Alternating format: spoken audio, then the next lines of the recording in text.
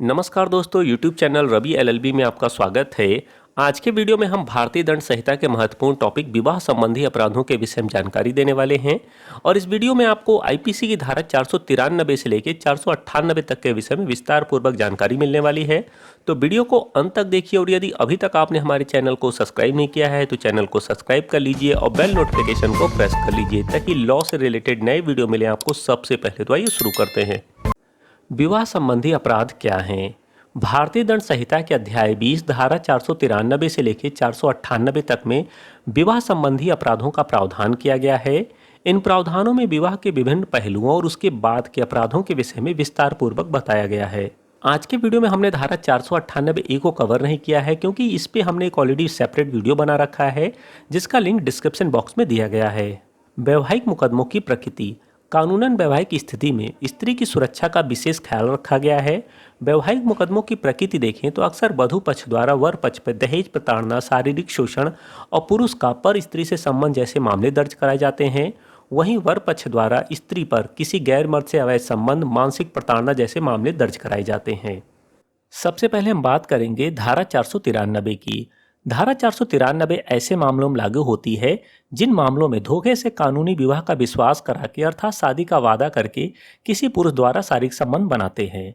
दंड संहिता की धारा 493 ऐसे प्रत्येक पुरुष को दंडित करने का प्रावधान करती है जो किसी स्त्री को जिससे वे कानूनी रूप से विवाहित नहीं हो धोखा देकर या विश्वास कराकर कि वह उसके साथ विधिपूर्ण रूप से विवाहित है और वह इस विश्वास में उस स्त्री के साथ शारीरिक संबंध स्थापित करता है जबकि वह उसकी पत्नी नहीं है। धारा 493 के अंतर्गत दोषी पाए जाने पर 10 वर्ष तक का कारावास और जुर्माने से दंडित किए जाने का प्रावधान है। धारा 493 को लागू होने के लिए आवश्यक है कि वैध विवाह के अस्तित्व के संबंध में झूठा विश्वास दिलाया गया हो, ऐसा विश्वास दिलाई गई महिला के साथ शारीरिक संबंध स्थापित किया गया हो। धारा 493 में प्रत्येक पुरुष शब्द का प्रयोग किया गया है अर्थात इसके अंतर्गत विवाहित एवं अविवाहित दोनों ही पुरुष आ सकते हैं। और जिसने भी झूठे विश्वास के माध्यम से किसी महिला को यह विश्वास दिलाया हो कि वे उसकी पत्नी है किंतु वास्तव में उसकी पत्नी न होकर रखेल या उपपत्नी होती है। अपराध की पूर्णता के लिए जरूरी है कि पत्नी होने के विश्वास के परिणाम स्वरूप वह स्त्री ऐसे पुरुष के समक्ष शारीरिक संबंध स्थापित करने के लिए अपने को समर्पित कर दे और वह पुरुष ऐसी स्त्री के साथ शारीरिक संबंध स्थापित करे। यदि शारीरिक संबंध स्थापित नहीं होते हैं तो धारा 493 लागू नहीं होती है। धारा 494 में द्वि विवाह क्या है? भारतीय दंड संहिता की धारा 494 द्वि विवाह को प्रतिबंधित करती है और इसे एक दंडनीय अपराध बनाती है। धारा 494 के अनुसार यदि कोई व्यक्ति जिसकी शादी हो चुकी है वे अपने जीवन साथी के जीवित होते हुए किसी अन्य व्यक्ति के साथ विवाह करता है तो सबसे पहले वह विवाह कानून की नज़रों में शून्य एवं अवैध माना जाता है क्योंकि कानून की नज़रों में वह व्यक्ति पहले से ही शादीशुदा होता है और ऐसा व्यक्ति चाहे वे स्त्री हो या पुरुष दोनों ही भारतीय दंड संहिता की धारा 494 के तहत गंभीर अपराध के दोषी होते हैं। इस धारा में एक बहुत महत्वपूर्ण बात है कि आरोपी का पति या पत्नी जीवित नहीं होनी चाहिए। उन दोनों में पति और पत्नी के बीच में कोई तलाक नहीं होना चाहिए। यदि व्यक्ति अपने पति या पत्नी को तलाक देने के बाद किसी अन्य व्यक्ति के साथ विवाह करता है तो भारतीय दंड संहिता की धारा 494 का दोषी नहीं माना जाता है। धारा 494 के अंतर्गत एक ऐसे विवाह के लिए दंड का प्रावधान किया गया है जिसे इंग्लिश विधि में द्वि विवाह बाइगेमिंग कहा जाता है। ये धारा सभी हिंदुओं, ईसाइयों तथा पारसियों पर एक सामान्य रूप से लागू होती है चाहे वे स्त्री हो या पुरुष, किंतु मुस्लिम विधि में ये केवल स्त्रियों पर लागू होती है क्योंकि मुस्लिम पर्सनल लॉ के अंतर्गत कोई मुसलमान पुरुष एक समय में 4 पत्नियां रख सकता है परंतु मुस्लिम महिलाओं के साथ ऐसा नहीं है। वे एक समय में एक से अधिक पुरुष से शादी नहीं कर सकती हैं। धारा 494 कब लगती है? धारा 494 लागू होने के लिए जरूरी है कि अभियुक्त एक पूर्व में विवाहित व्यक्ति हो, उसका विवाह विधिपूर्ण हो, वह व्यक्ति जिसके साथ विवाह हुआ था वे जीवित हो, विवाह के दूसरे पक्षकार के जीवन काल में ही अभियुक्त ने दूसरा विवाह किया हो। धारा 494 से संबंधित महत्वपूर्ण केस लॉ।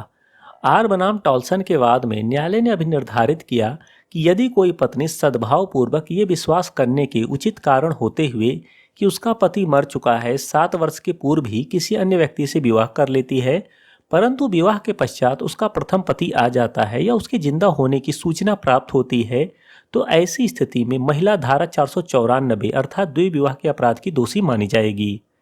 रामचंद्र बनाम झारखंड राज्य के वाद में सर्वोच्च न्यायालय ने अभी निर्धारित किया कि बिना वैध विवाह किए महिला को पत्नी बनाकर अपने साथ रखना, जो पहले से ही विवाहित है, एक गंभीर अपराध है। इस मामले में रामचंद्र ने 9 साल तक पीड़ित महिला को पत्नी बनाकर अपने साथ रखा तथा धोखा देकर 2 बच्चों की मां बनने के लिए बाध्य किया।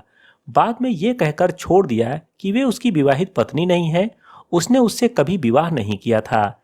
न्यायालय ने रामचंद्र को धोखा देकर शारीरिक संबंध बनाने के अपराध में भारतीय दंड संहिता की धारा 493 के तहत दोष सिद्ध किया। क्या धारा 494 में समझौता किया जा सकता है? यदि कोई पति या पत्नी अपने साथी को किसी अन्य व्यक्ति से विवाह करने के बाद अलग रहने के लिए माफ करना चाहे या वे आपस में समझौता करना चाहें, तो वे दोनों न्यायालय के समक्ष अपने साथी से समझौता कर सकते हैं।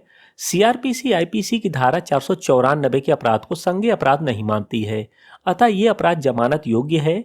इस मामले का विचारण प्रथम श्रेणी के मजिस्ट्रेट द्वारा किया जाता है। पहली शादी छुपाकर दूसरी शादी करना, धारा 495। भारतीय दंड संहिता की धारा 495 के अनुसार यदि कोई व्यक्ति इस बात को छिपाकर कि वे पहले से शादीशुदा है फिर से शादी करता है, तो ऐसी स्थिति में उसके खिलाफ आईपीसी की धारा 495 के तहत मुकदमा दर्ज होता है। यदि आरोप सिद्ध हो जाते हैं तो आरोपी को 10 साल तक की सजा तथा जुर्माने से दंडित किया जा सकता है।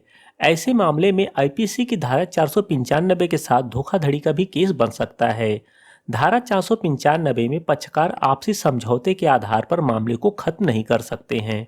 विधिपूर्ण विवाह के बिना कपटपूर्ण विवाह कर्म पूरा कर लेना, धारा 496।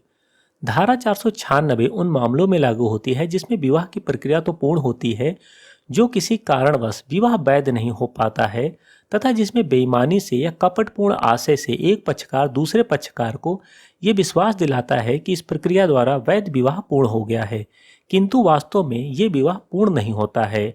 ऐसे व्यक्ति को दोनों में से किसी भांति के कारावास से, जिसकी अवधि 7 वर्ष तक की बढ़ाई जा सकेगी, दंडित किया जाएगा और साथ ही जुर्माने से भी दंडित किया जाएगा।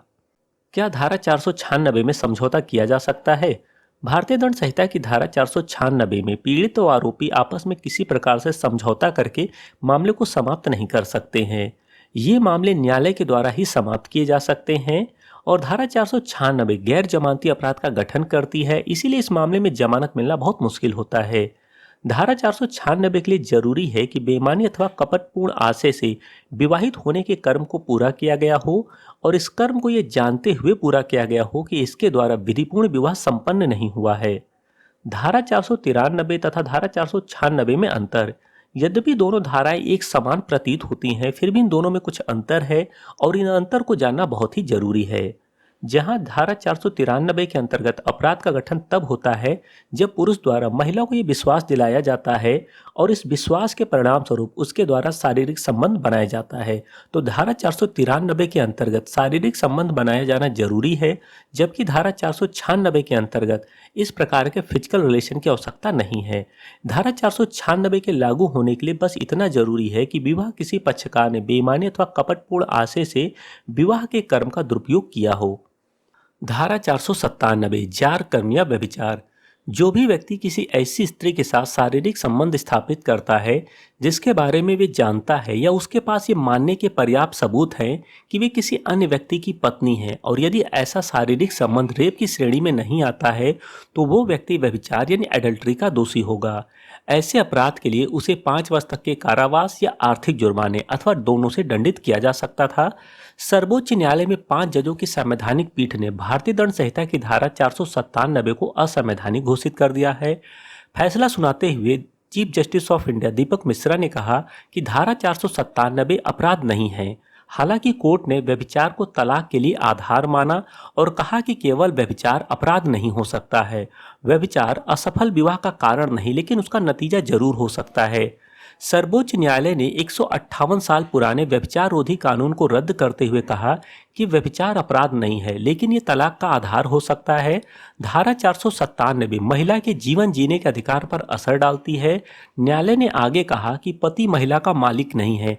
जो भी व्यवस्था महिला के गरिमा के विपरीत व्यवहार या भेदभाव करती है, संविधान उसे शून्य घोषित कर सकता है। ऐसा कोई भी प्रावधान जिसमें महिला के साथ गैर समानता का व्यवहार हो, वो असंवैधानिक और गैर कानूनी होगा। विवाहित स्त्री को आपराधिक आशय से बहला फुसलाकर ले जाना या निरुद्ध रखना। धारा 498 किसी पर तब लगती है जब कोई व्यक्ति किसी विवाहित स्त्री को उसके पति या संरक्षक की अभिरक्षा में से इस उद्देश्य से ले जाए या निरुद्ध रखे ताकि वह स्त्री के साथ स्वयं या कोई अन्य व्यक्ति अवैध रूप से शारीरिक संबंध स्थापित कर सके। वे दोनों में से किसी भांति के कारावास से जिसकी अवधि 2 वर्ष तक की हो सकेगी या जुर्माने से अथवा दोनों से दंडित किया जा सकता है। धारा 498 के लिए जरूरी है कि ऐसी स्त्री किसी अन्य व्यक्ति की पत्नी हो, वह अपने पति या पति के बदले किसी अन्य व्यक्ति की अभिरक्षा में हो, अभियुक्त उसे उसके पति की अभिरक्षा से बहला फुसला कर ले गया हो या निरुद्ध रखा हो, अभियुक्त को यह जानकारी हो या ऐसा विश्वास करने का कारण हो कि वह स्त्री किसी अन्य व्यक्ति की पत्नी हो, अभियुक्त ने ऐसी स्त्री को इस उद्देश्य से निरुद्ध किया हो या बहला फुसला कर छुपाया हो कि वे किसी अन्य व्यक्ति के साथ अवैध रूप से शारीरिक संबंध स्थापित करेगी। आलमगीर बनाम बिहार राज्य के वाद में एक विवाहित स्त्री ने घर छोड़ दिया और वे अभियुक्त के आश्रय में रहने लगी। अभियुक्त ने दावा किया कि उसने उसके साथ विवाह कर लिया है। इसमें यह अभिनिर्धारित किया गया कि अभियुक्त निरुद्ध के लिए दोषी नहीं है, इसे पति के अधिकारों का उल्लंघन माना जाएगा।